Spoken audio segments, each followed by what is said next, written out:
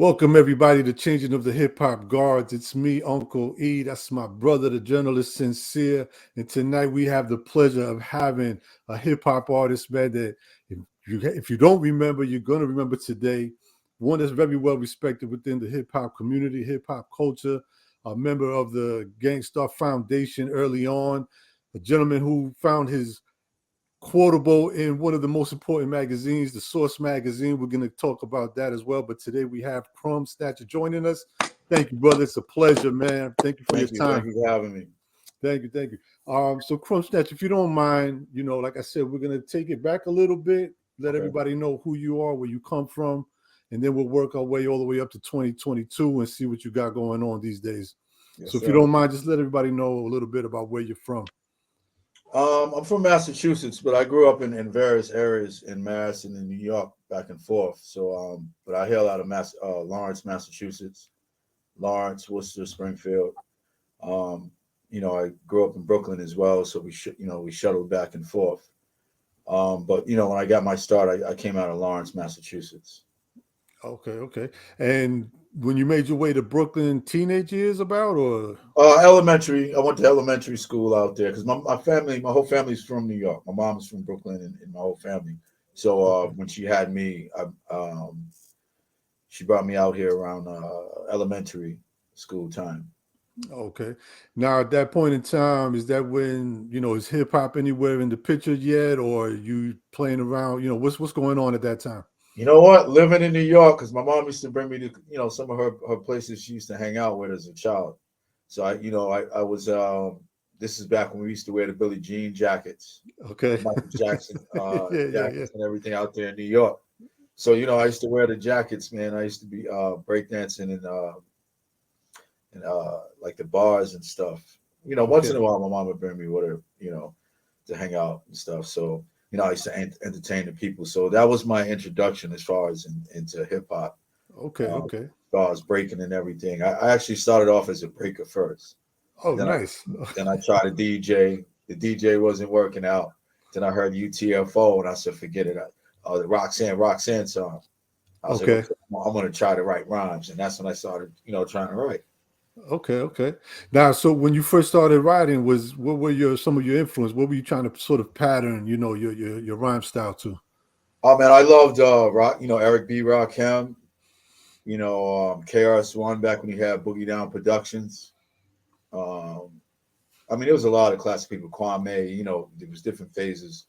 Right. 1 and 2, and Fat Boys. So many other artists. Was there any particular one that you might have, like I've always heard of some artists that say, man, I used to sound like LL, or I used to sound like Shan when I first started. Was there any particular one that maybe stood out to you that you find I loved Kool G Rap and Rakim. Okay. Kool G Rap and Rakim was my favorites, man. And, they were great lyricists and everything. And, even up to like a few years later or further down, Nas, like all the cats that were like really like lyrical MCs and really held their ground and represented hip hop. So I try to emulate or at least try to follow as far as what they do. So got you, yes. Were you in a group or started out as a solo MC early on? I started off as a solo MC, and then later in my career, I ended up creating my own group called W.O.L.V.E.S, and which is a whole bunch of different MCs from different parts of the country and overseas and stuff. So yeah, I'm still working on these guys and getting them together, and we were able to come under the Wu-Tang management umbrella. So we'll see how that works out. So far, everything as a solo MC, can you take us back to paying your dues to get your name out there? When I was discovered, I started off, man, just like performing. There was a record store called Playground Records in Lawrence, and I used to just go in there. We used to have freestyle circles and ciphers and stuff, and we used to battle MCs who would come from Boston or they would come from New York, and they would come in the record store, and the DJ would throw on a beat, and we would just be battling, different MCs. So, the word got around as far as like the record store where I was at, and I don't know if you guys know Scientific. Yeah, from Lawrence area. Okay. So Scientific. Yeah, Scientific. God rest his soul, man. He brought the record label he was working with at that particular time through the record store. I guess he wanted them to see me and stuff. So he ended up convincing them to sign me. And then he started bringing me to New York. Like he brought me to Diamond D. He was bringing me to different producers and different people. And he was working with RZA, and I guess that's how the connection with me and DJ Premier started, was through Scientific. So Nice. I ended up meeting Premier, and from there, Premier introduced me to Guru, and the rest is the Gangstarr story. So. Go ahead, D. So no. So I was just going to say, first I want to ask you. You mentioned about Wolves, but that's when did you put that together exactly? How long ago? When I did the Training Day, I don't know if y'all seen Training Day with Denzel Washington. Yeah. Yeah. So we were allowed to see the movie first. I was in there, I Okay. believe, with Nelly and the St. Lunatics. I don't think Nelly was there, but all the St. Lunatics were there, and there was a few MCs that were on the soundtrack. Okay. So they allowed us to. We had a private screening in Manhattan in a hotel. So they told us to watch the movie. Go home and create the songs and figure out what we're gonna do. So I seen the part where Denzel's telling Ethan Hawke, "It takes a wolf to catch a wolf." So it sort of resonated with me, and I was like, "Yeah, I mean, that's how some of these corrupt officers think." And what if it's on the other side of the spectrum? If you had like gangbangers who were thinking about policing those who police them. So I ended up creating the song Wolves with MOP, shout out to Fame and Dance. And it ended up, and after I did it, I ended up going back into Mass, and then I started handpicking different MCs I was liking in my neighborhood and stuff, in the different areas, and I started placing them in Wolves. Actually, Terminology was a member of Wolves. Oh, word? Initially, yeah, he was a member of Wolves as well. Nice. All right, so now you said that right now you guys might have something going on as far as Wu-Tang management. Yeah, Wu-Tang management. I'm sort of on the Wu-Tang umbrella with the management. So they've taken on who I bring to the table, which is Wolves. I'm trying to bring to them. It just takes time, when you have like so many different personalities and different individuals and from different areas and different flags. Right. Some of these brothers in Nietas, some of them are Latin Kings, some Blood, some Crips. So I mean, it's a headache sometimes in the studio. So you got to get souls to drop all flags, get in here, and let's work. So it takes time. Sometimes brothers argue in the studio. It's just part of being a group. Yeah. It takes time. So this has been an ongoing thing. We're trying to get these brothers together and really produce a good project. We put out some mixtapes. We did a mixtape for Wu-Tang management called Warlords. Okay. So that was one we did, and they're working on their solo careers, and I'm working on some of my projects, but we're already in talk of doing the ST Wolves project with Terminology's group ST and Wolves. So we're coming together working on an album now. So nice. Okay. Thank you. I just didn't want to overlook that whole situation. So let's go back. So now you met Premier, introduces you to the whole Gangstarr Foundation and everything going on. Talk to us a little bit about that. What was that experience meeting Guru for the first time and getting the chance to work with him? Well, initially I was working with Premier because I have to back it up with the Premier situation. The independent label that I was working with brought me. They had talked to Premier, and Premier was supposed to do a remix for one of the songs on my first album. And I ended up getting like shot up and then locked up. And so Premier said, no remix. Let's just wait till he comes home. So, when I finally came home, they brought me through New York to D&D. And then Premier had the Closer to God beat already prepped up. I had no idea. I wrote, because I had just got shot up. So I just wrote some lyrics about what happened when I got shot up and everything. And he said, go inside the booth and let me see what you do to this beat. And I had already had the whole Closer to God lyrics. So I just did the whole song Closer to God in the booth. And he was like, okay, that's it. That's a go. We're going to use that. So I guess Premier, I guess Guru, God rest his soul, had heard it. Mhm. And then he heard that I was from Massachusetts as well, which is where he hails out of. Right, right. So I guess he asked Premier to introduce me. And he came to one of my studio sessions. I had a session in D&D in Studio A, and he came in and just started building with me. And I love that brother because he's so humble, man. He's such a great dude, man. And you know, and later down the road, I ended up being his personal artist. I signed the Ill Kid management, his management, Okay. and he started taking me like on tour, like overseas, everywhere. It was just me and him, you know, and the DJ and the management. And I had like the experience that I learned on tour with him overseas and you know through America.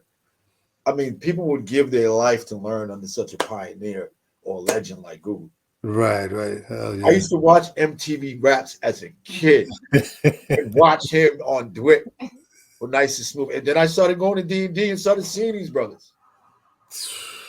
I mean, it was like a culture shock for me because I'm like, I used to run home from school, Yeah. MTV Raps, and to see these brothers on MTV Raps. And now you're Then I sitting was around. with them. So it was a culture shock. I couldn't believe it, you know. And he treated me. He was more like a father figure. I mean, he even jumped off tour when I had got married. He was on tour. He stopped his tour and came to my wedding. Wow. And then after the wedding, went back on tour. And I never forgot that. As far as Guru is concerned, I mean, he was a really good dude, very genuine, very humble. You know, everybody has their ups and downs as far as this industry goes. It puts you Of through. course. But that man was a great man. Yeah, for sure. Wow, that's amazing. So when the first time you're in the studio with these guys and you're seeing them, like you said, it was a culture shock. How was it when it was time for you to like get in the booth or something in front of them? Were you a little nervous or? Nervous. Yeah. Completely nervous. But then once you start, the blessing that I had was being able to hang out with him. He would take me to the local industry parties, you know, Tuesday night. Back then used to be industry night. Yeah. So he would take me and, you know, he was introducing me to Jada Kiss, RZA. He was introducing me to a lot of people. So I started feeling a little bit more comfortable as far as an industry person. Okay. So I was taking my time and I was very nervous, man, because I'm from Massachusetts and I'm hanging around all these entertainers and celebrities. So you get nervous. So it took me time. And like over the years, I developed into who I am. Okay. But all those experiences made me who I am today. So, you know, I probably wasn't the best MC at my tip top point at that time, but I caught their attention and they were willing to groom me. And all that, you know, filtered into who I am today and what I'm doing today. So. Dope. If we can rewind just a little bit, was Mobsters your first time on wax? Yeah, you know what? That was one of his first singles I had. And you know, and Ski did the beat, right? Ski from Rock Block. Okay. The original beat was Jay-Z, Who You With. Oh wow. Jay Block. No, I love Jay. That's my favorite MC. But here we go. So I did the beat, and then you know, Ski was like, "Yo, Krumb, I'm sorry, Jay wants that beat." That was the original Mobster beat. Was Who You With. So you know, I was like, okay. So he gave me something different. But then I seen the beat with Jay-Z on Who You With. I'm like, damn, bro, I should have had that joint. They took off with that beat, man. Right. But it's so good, man. It, like, you know, being around all these people, because I bumped into Jay-Z quite a few times. Like I worked with Big Dog, that was his producer. Mm-hmm. I was working with Ski a lot. Then I ended up started bumping into him in Interscope because Steve Stout had signed me. Premier had got me a deal on Interscope. Okay. And he was the executive producer. So then I started seeing all, you know, Dame and Jay and these guys in the Def Jam Polygram building, in the Interscope buildings in there as well. So like all these situations was more and more inspiring, saying maybe I might be on the right track if I'm around all these people.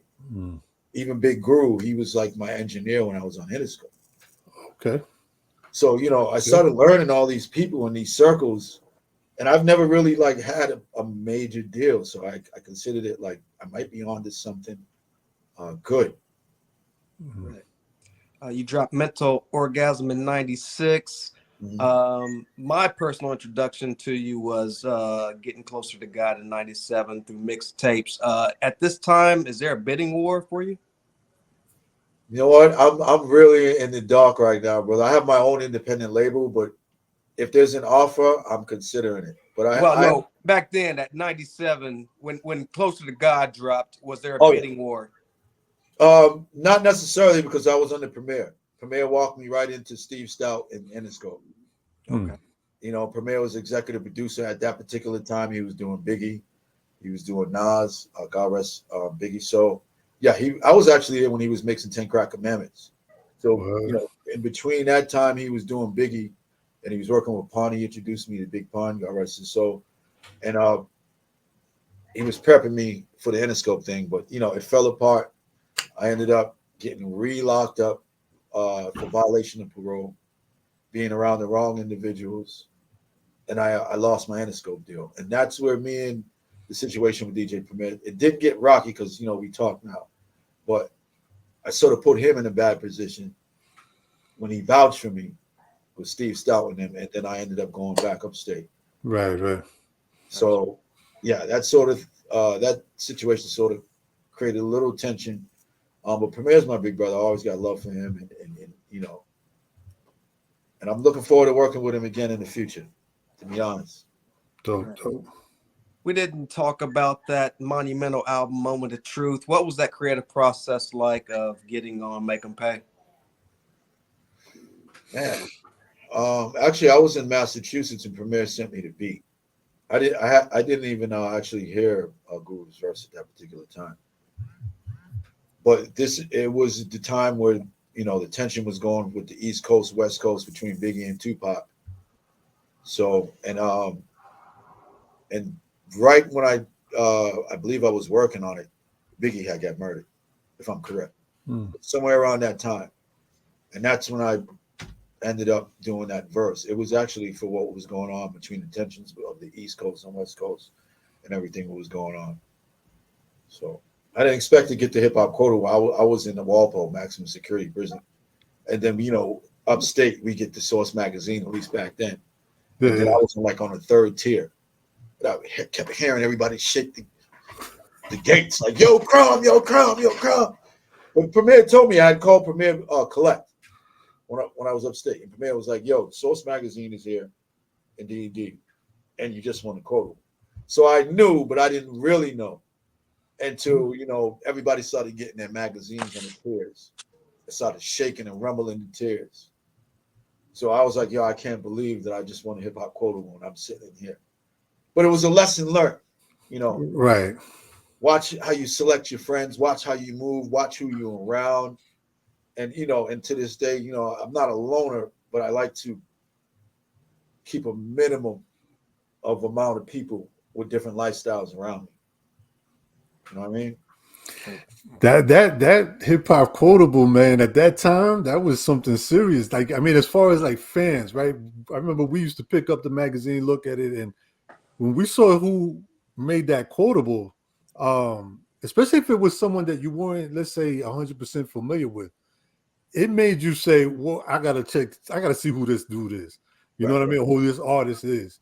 right, right. Um, I can imagine, like you said, you must have been going nuts in there, not being able to kind of really and Celebrate. celebrate it with everybody and Yeah. premiere and all of that. But man, shout out to you though, man. Thank you, brother. That whole that's like getting, for us, that was like getting an award almost. You know what I Yeah, mean? I mean, it was like the biggest thing to get, but I'm Hell sitting in yeah. maximum security prison 23 hours a day on lockdown. Right, It didn't right. really sink on me.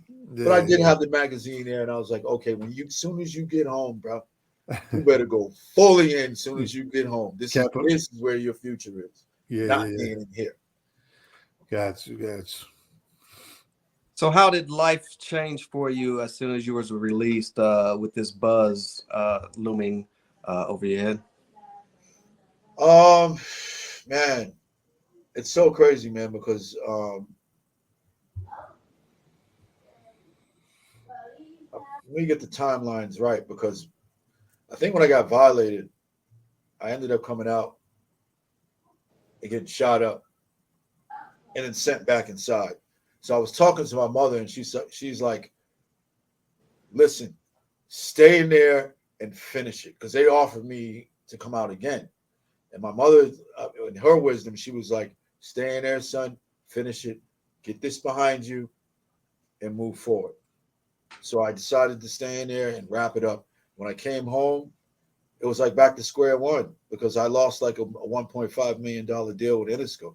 Premier wasn't happy with me. So our connections wasn't there. By the grace of God, Guru picked me up. He said, come under my wing. And then Guru signed me under Ill Kid. Okay. And then he started taking me around the world, man, with him, and I was able to learn. So I went from prison to traveling across the globe. And, you know, I learned a lot from Guru, and everything that I've learned, it stuck with me. I was even there when he met Solar. Okay. I was there when he met Solar. You know, Solar was the manager of actually the people I introduced Guru to, Black Jesus and AGR. Because they were like, they used to come out to Lawrence. They were cool. They were cool with us out there in Lawtown. So, you know, I ended up, you know, mutual homies. I introduced them to Guru, and Solar was their manager at that particular time. So somehow, like, him and Solar ended up linking up and hooking up, and like Guru, he decided to go a different way, and I ended up going into a martial art program and being an assistant instructor and a volunteer for kids for like 6 years. So I sort of fell off the radar when he was working with Solar. I was working at an after-school program for children. But after he passed away, I came back to the hip hop. Okay. So when you were released the last time, this is around the time where Guru and Premier was sort of really not working together. Then this is when now that next phase. Got you. Okay. Did you see? I mean, did you get to witness any, you know, the type of relationship that Solar and Guru had, or were you completely out of the picture by then? Oh no! Solar used to be in the studio with us. Yeah. You know, because Guru was booking sessions for me to record. So Solar, you know, was with Guru. I didn't see anything bad at that particular time. Right. You know, everyone was cool. You know, and I guess Solar had the beats, and Guru liked that particular time, and he was working on his own solo project aside from the Gangstarr situation. And you know, Solar was always a good person with me. You know, I didn't see anything wrong. I couldn't understand what was going on after. Right. I wasn't around. So, you know, and I contacted Guru on Facebook to see how he was doing and everything. And, you know, he was working with his project with Solar. So I don't know what went wrong or what happened. You know, in the sort of way, I feel sort of responsible for introducing him to him. But right. I see that Premier worked with Solar on getting the vocals for the tribute Gangstarr album. So I see there's a line of communication open. So, you know, if Premier is not mad, there's no reason I should be mad. You know, he knows Guru a lot more longer than I have. So, and I really can't say anything bad about the brother, to be honest. I thought he was a good man. So. Were you able to tour with those guys during the Moment of Truth tour? Okay. Yep. Can you tell us some of your favorite memories during those times? You know what? I'm going to say this now because Kanye West. Yeah, I got it. You know, we were on tour and we was in Chicago. It was the Gangstarr Common and Common. Common was the headliner. Okay. Poetry and Tyler Kweli, the Electric Circus tour. Oh, okay. Yeah. So we get to, there's two memories I can remember clear. One was when we got to Chicago. So I guess Kanye was doing Common's beats at that particular time. So, you know, I seen his name on a flyer. I mispronounced it. So I said, yo, what's good, Kane? He was like, yo, it's Kanye, nigga. And I'm looking at him like, this is a little dude, man. So I'm like, yo, this nigga here better chill out, dog. Serious, man. You know what I mean? And then we ended up, we talked and we kicked it. And we was like, yo, you know what? Because he was like an extra and I was the hype man for Gangstarr. So he was like, forget it. Let's just go into the crowd and see what we can get into. So we hung out for a little bit. But I would never imagine he would be in this position that he is in now. Yeah. And the other one is with Proof. We was in Detroit. That brother there, yeah, God rest his soul as well. He was wild because I was in the crowd by the bar, after the concert, and he was with his team and everything, and he was wilding and ended up throwing his shoulder into me and everything. We didn't really exchange words, but we left it there. But then he ended up following me on the tour bus. And he didn't know Premier was sitting right there on the tour bus. So as soon as you come on the bus, you see Premier. He had a bulletproof vest on and everything. Wow. You see Premier, he was like, oh, Preem. But then like a month, I believe it was a month, I can't remember the exact time, but he ended up getting into something in Detroit, I guess, and getting murdered. God rest his soul as well. I mean, there's so many brothers, man. It's becoming like a trend as far as in this age. Yeah. In this time here, not age, but in this particular time. And I felt so bad, man, because I thought he was a cool dude and everything. But I learned a lesson from that night. Watch how you behave. Watch how you conduct yourself. Right. Watch who you're around. You don't know who you're around. You don't know who you're challenging. You don't know what you're doing at particular times, especially in hip hop. This is an ego-saturated industry. The wrong word, the wrong disrespect, somebody will take your life for. Right. And through these experiences, I learned, how to. You got to take the lower road, man. Humble yourself. You learn more if you humble yourself, rather than get upset with somebody challenging you. And then getting in an altercation or a situation where, but these experiences I learned. So when I go on the road, I know how to conduct myself. Right. So. Yeah, I was gonna say at that time though, everybody's young, man.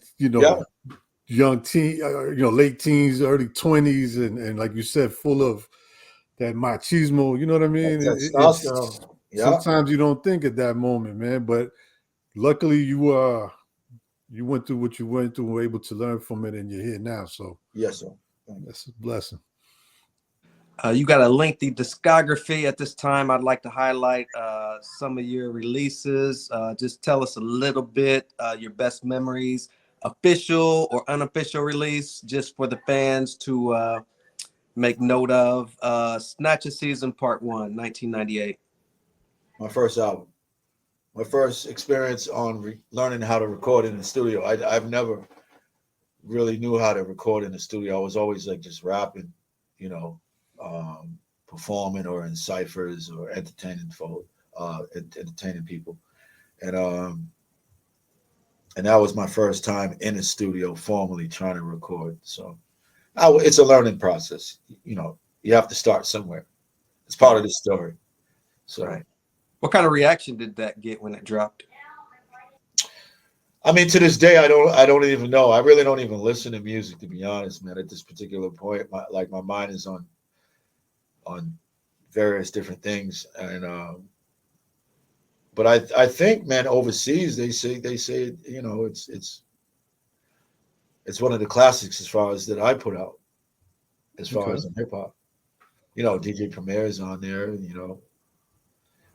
Ski, I think Ski produced on there, and there's quite a few producers on there.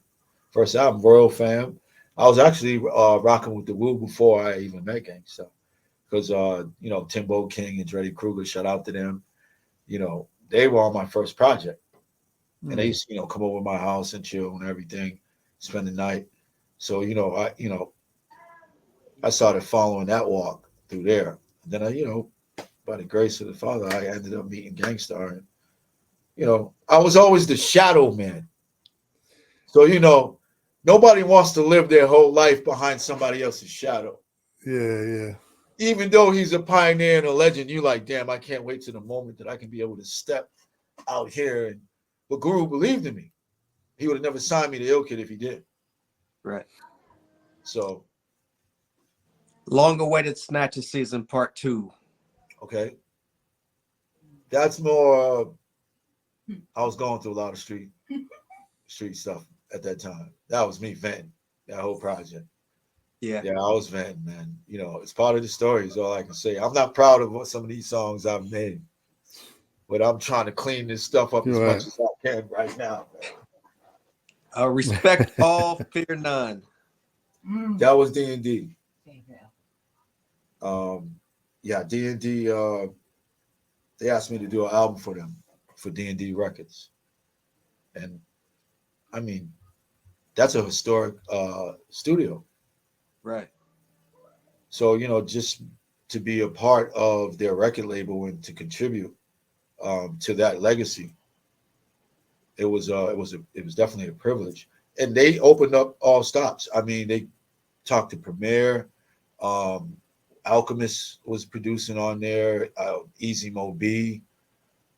It was so many producers, man. I mean, they really opened the doors and had everybody come in and try to help me with this project. Let the truth be told. That's one of my solo projects with my brother Prenya, somebody I grew up with since 8th grade. He was an investor for Edward Jones, and he had some money he wanted to invest. So he ended up, throwing some money into a project. He enlisted Ghostface. We had Family, Pharrell's artists on Star Trek. Right. So we started picking a lot of producers, Emil, Scram Jones, those producers and stuff. I thought it was a decent project. And Knots, shout out to Knots, because I've been with Knots since the beginning. So when Knots was just working with Buster, I'm the one that drove his studio equipment from Lawrence all the way down to Virginia. Wow. Yeah, he had a small studio setup. Then our exchange was like, yo, you do beats for Krumb, we'll bring you a whole studio down there. So we ended up bringing all the studio equipment and giving it to Knots in exchange for him, doing a whole bunch of beats. Wow. Yeah. That's dope. Oh yeah. Knots, from there, I love that brother. Yeah, I used to spend like summers down there in Virginia Beach, in Virginia, hanging out with DMP and his squad. They taking me to gambling spots and things like that. So Right. I had fun in Virginia too, man. They showed me love when I was down there. So 1119, The Rebirth. okay, that was a mixtape Okay. with G Square from the Creatives, and that's a group from Boston, from our area. He ended up doing a mixtape for me. It's all like it's songs. It's a mixtape, but it's all original songs compiled. A lot of the mixtapes that I do are like they're over like original beats. They're like songs I won't put on the album, so I put them on the mixtape. You'll See. Okay, that's another mixtape. That's with Green Lantern. Okay. Yeah, Green Lantern ended up doing a mixtape. They sort of revised it. The original version, they didn't want to release. I guess it was too rowdy. So they dumbed it down a little bit. Yeah. And the version that's in the stores is not the street version. You have to look for the street version of You'll See. So there's two versions out there. Oh yeah, there's one that's for the stores, and then there's one for the streets. on the streets. Oh yeah, I'm gonna be on the hunt now. Maybe I do have it somewhere. Yes, sir. Okay. Hidden Scriptures. Okay, that's with Jimmy Kang. He's actually the vice president of Wu-Tang Management now. So that's our first time collabing. I've known Jimmy for years, but that's our first time collabing on a project. And Pete Rock is on there. There's quite a few producers on there as well. Yeah, but Jimmy Kang from Wu-Tang Management right now, he was the one that put that together for me, and then I ended up doing that project. The Resurrection of the Golden Wolf, 2011. That's Wu-Tang, Wu-Tang Management. I did that for them. It came out on Chamber Music. It's more a compilation of some of the songs I was doing under their management. It wasn't like particularly crafted for an album. It was like, okay, here, let's put all these songs that I've been doing under this Wu-Tang umbrella and see how it sounds so far. Right. So.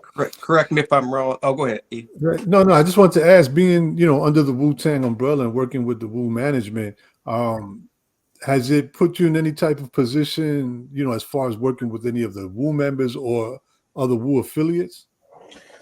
Yeah, like Capadonna. Like I go to the studio out there in New Jersey. Okay. Me and Cap have a song, hasn't came out yet. And they hang out in Worcester with Jimmy. Like Inspector Deck is out there now, and they asking me to come out there this week. Okay. So they have their own studio out there. They're recording out there now. So like when some of the 9 Born members are in the area, and they come out there to the Worcester area because Jimmy has his own setup out there, and he just came off the Rock the Bells tour with them. So yeah, I just spoke to him day before yesterday, and he was asking if Deck was out there. So anything that might be coming out in the future, like let's say Krumb Snatcha Inspector Deck album, or I have to get out there, brother. They waiting for me, man. I don't want to say anything without okay. First. So That'll be dope, man. That'll be dope. We'll be waiting for it. That'll be dope. Correct me if I'm wrong. After 2011, there's a lengthy hiatus as far as music goes. What was going on with Krumb Snatcha during this time? 2011, I believe. Yeah, that's when I was working with the children. Okay. I had walked away from hip hop. I did like 5 or 6 years. Picking the kids up from school, bringing them to the martial art school, helping them with their homework, either assisting the instructor, or just helping them with the homework, and then bringing them home. So I was doing that for like 5 or 6 years, and at the same time training. I was training under a grandmaster, and he was like, well, "Okay, if you want lessons from me, you have to do this." So, I was doing that. Yeah. So I, for my lessons and everything, free lessons and what so have you. But I ended up retiring. I said, forget it. I didn't even want to do hip hop no more. I ended up falling in love with the children. Okay. Yeah, I was like, forget all that stuff. It was actually on Premier's website. I was like, yo, forget it. I don't even want to do hip hop no more. I'll spend the rest of my life with these babies. And then, unfortunately, Guru passed away. And that's the only thing that made me come back into hip hop to try to further his name and legacy. So, that's dope. That's dope. When you were working with the with the kids, was there anything that you brought to that table that you had received from hip hop culture? Meaning, like, were there certain things that you learned throughout hip hop culture that you were able to sort of instill with the kids? Or was it completely separate? I believe I learned more with the children, but what I brought to the children, because they knew I did music. Right. I had hidden scriptures I believe at that particular time. So they knew, because I even shout out my grandmaster on the cover. If you look in the cover and the credits, you'll see I shout out my grandmaster and stuff. So when I recorded that album, I was still working with the kids and stuff. Okay. But they kept me like pure heart and clean. But to them, I was the cool one. I was the one who did hip hop. Okay. They would see Right. videos and then come in and help them with their homework. For them, for them that was cool. But for me, it was like, watch your thoughts, watch what you speak. These children are watching you close. Right. It made me monitor my behavior more. Right. What you described takes a certain amount of discipline. Where would you contribute you getting that discipline from? Martial arts. Martial arts is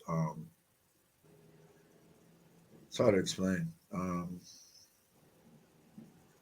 I mean, everyone grew up having their fist fights and everything, going through the street thing, and but the more you learn, the more you know you're capable of what your capabilities are, the less you want to fight.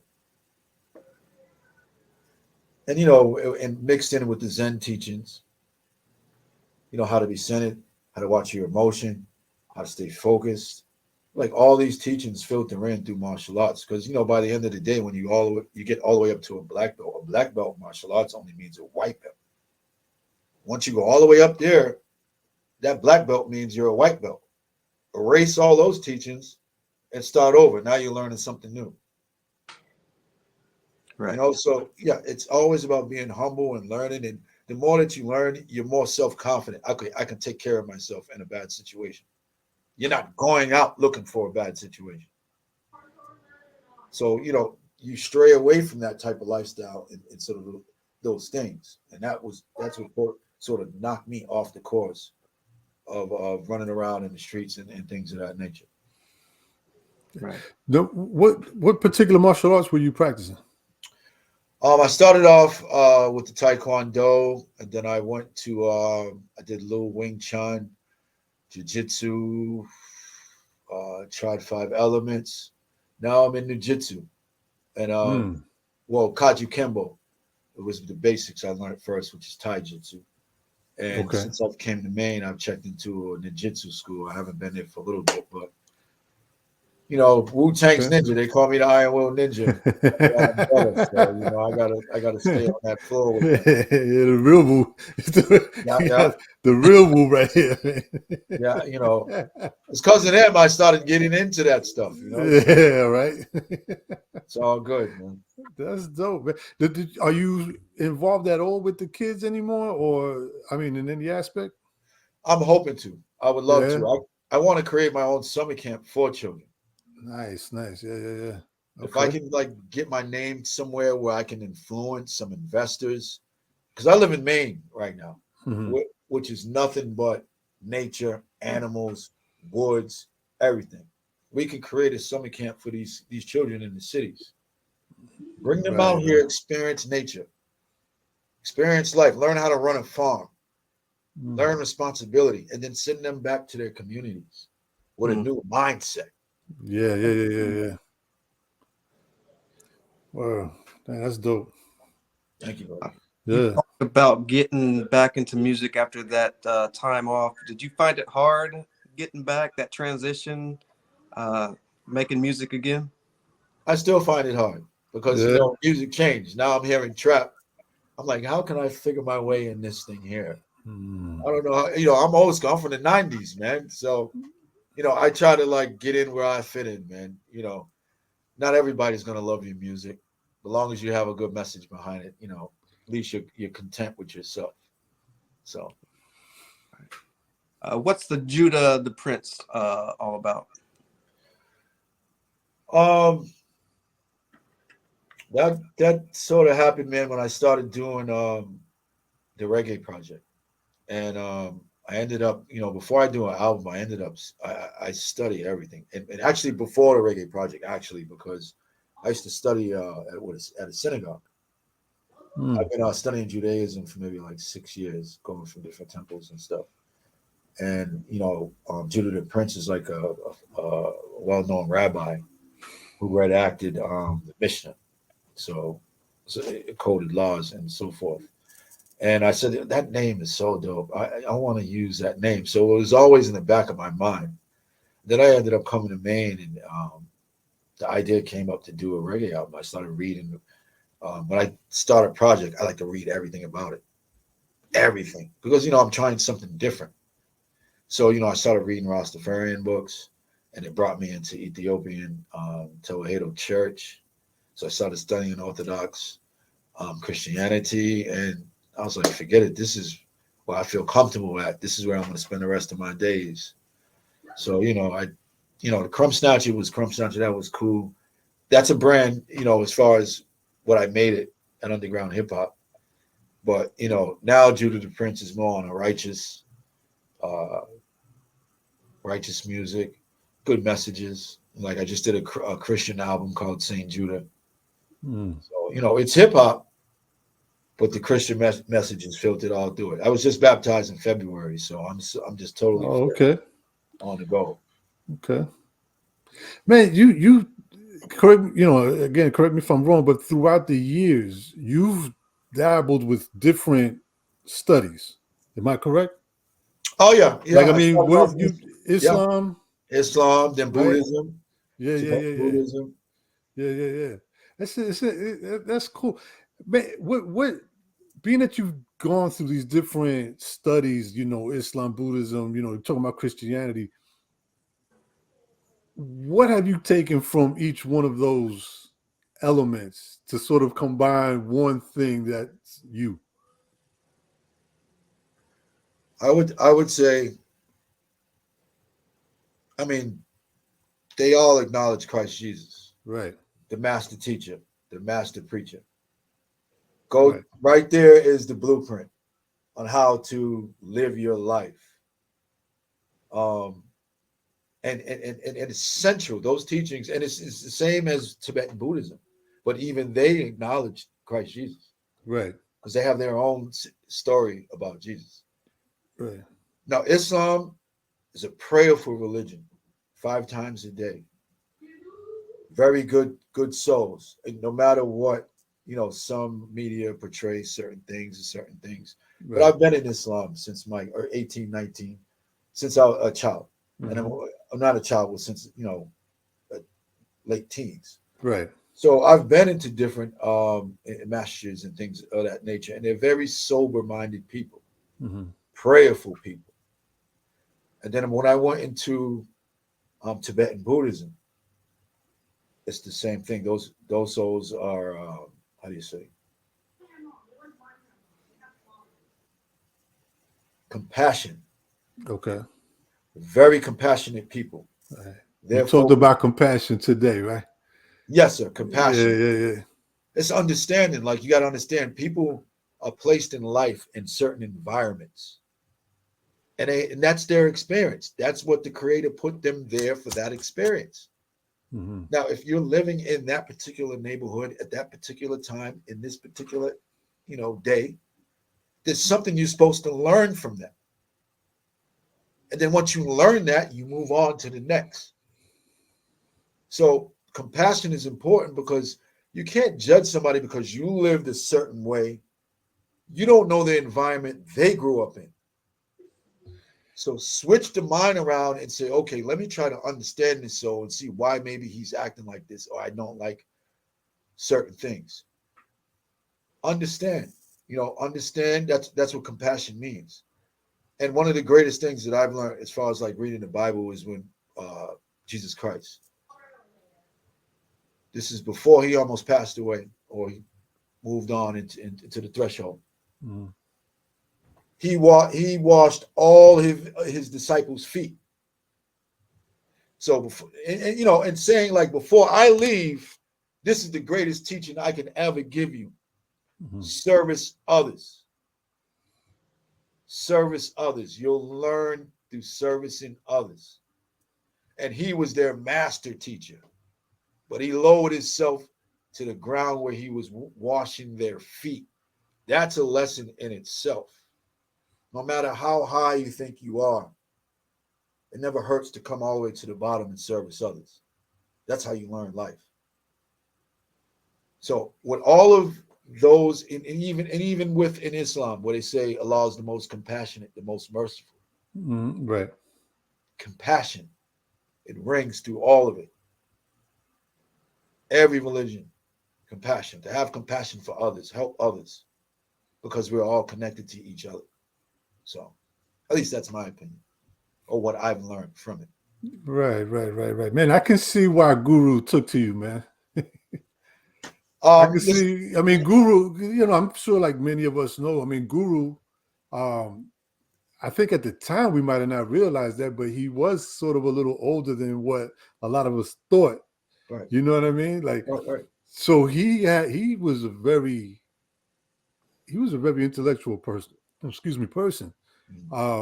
Especially coming from his parents and his background. And I could see where, like you said, he kind of took you under his wing but I could see why too. He saw something in you, man, that maybe some others didn't see. But it makes so much sense now. Like, I'm listening to you talk. You said you stepped away. You came back after Guru passed. You felt, you know what I mean? Your grandmaster, like, it all connects with the person that you are.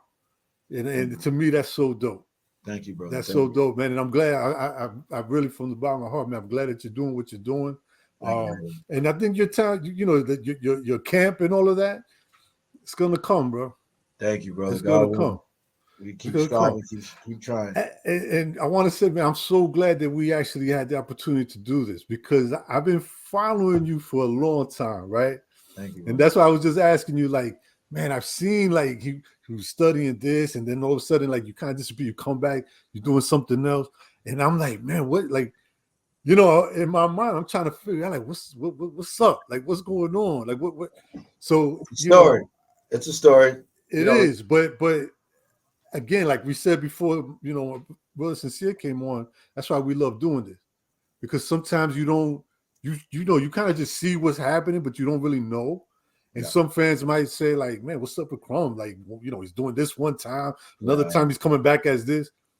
And it makes all sense though, man. It's really dope. It's how you learn, brother. You evolve. Exactly. Yeah. Man, it's so dope, man. Yeah, for sure.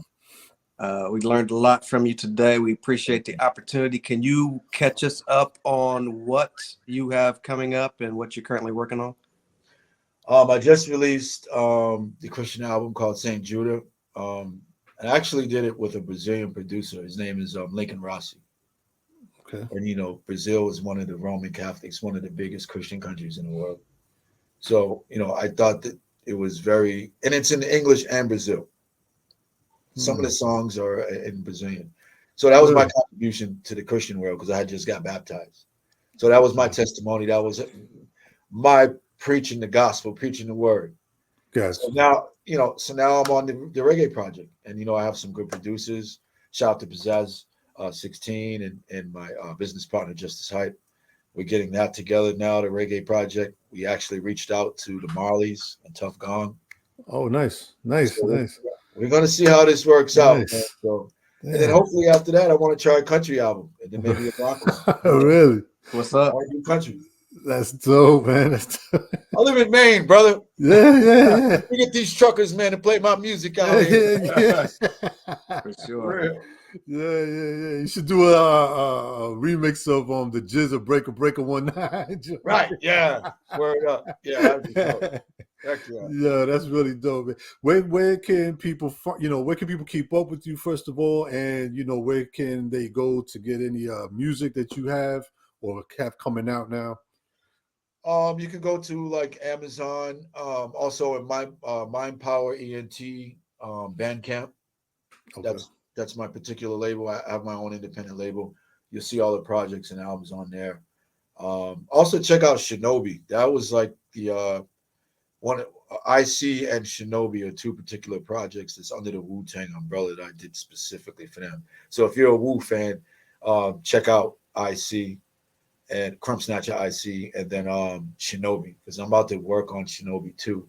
Okay. For Protect Your Neck and those souls over there. So, and look out for the reggae album, man. We're gonna have some surprises on this reggae album. So yeah. And what's the best way to keep up with you on social media? You know, Instagram, Twitter. What are you working on?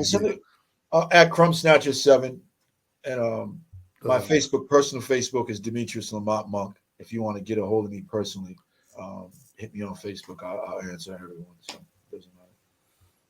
Dope. Now, any other avenues you're exploring outside of music? Man, like I said, I'm just trying to get this name up to where I can get it. I want to like open a summer camp for kids and build a church. I want to build an Ethiopian church that teaches Ethiopian Tewahedo teaching. So it's a long journey, because I believe Ethiopian Christianity, man, is really healthy and good for our people here on this land. You know, the teachings there is very powerful, because they were some of the first disciples of Christ. Right. They walked with him. They were there. Right. So it goes all the way there. Right. And before we go to talk a little bit about Mind Power. I know you sent me that link. I got you on that. But what's going? You know, you got some merch on there, t-shirts, hats. Oh yeah, and we just started a yoga line called Dharma Time. So for the ladies, we next spring we have some like stretch pants. We have some yoga gear for the ladies. Mind Power, we have the sweaters. We have all type of stuff. It's on our Mind Power ENT. Mind Power ENT. Okay. If I'm correct. And also, let me see, the clothing line should be under, I might be wrong, Big Cartel. Yeah. Okay. Mind Power ENT, Big Cartel. That's the clothing line there. Dope. Mind Power Big Cartel. Yeah, that's right. So everybody make sure check that out. Mindpower.bigcartel.com. Yes. Support buy something, man, it's going to a good cause, and I got you too, man. I saw that. Thank you so much. I got you. Man. Thank you, For brother. sure, for sure. Yeah, like I said, we want to appreciate you for sharing your journey today. Thank you for everything you've done for the culture, everything you continue to do. You're doing a lot of great things. This has been a very inspiring interview. Yes, sir. And definitely thank you. I'll let E. And you keep seeing them sincere. What's that? Sincere? Is that's what it is? Yes, sir. You've seen everyone's sins, huh? Yeah, exactly. Good stuff, man. Yeah. Make sure you don't sin, though, brother. Oh no, absolutely not. All right. The righteous path. Oh man, yeah, no. This is like once again, Krumb Snatcha, man. On behalf of Changing of the Hip Hop Guards, myself, the General Sincere, and everybody out there in the hip hop community, not even just hip hop, man, just everybody out there trying to do the right thing and trying to live a righteous way. We thank you. You know what I mean? Thank you for everything you've done, everything you're doing, and hopefully everything you will continue to do. Like I said, we're wishing you all the best with the project that you would like to put out there.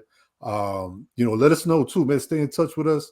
Let us know, because anything you got going on, we'll gladly push it out there for you as well. Once again, man, thank you, man. It's been a pleasure. Very, very inspiring, like Sincere said, very inspiring. Thank you, sir. Thank you, guys. I appreciate you having me, man, and bless up, man, and thank you for having me on the show. It's good questions. Man, great. Thank you. All right.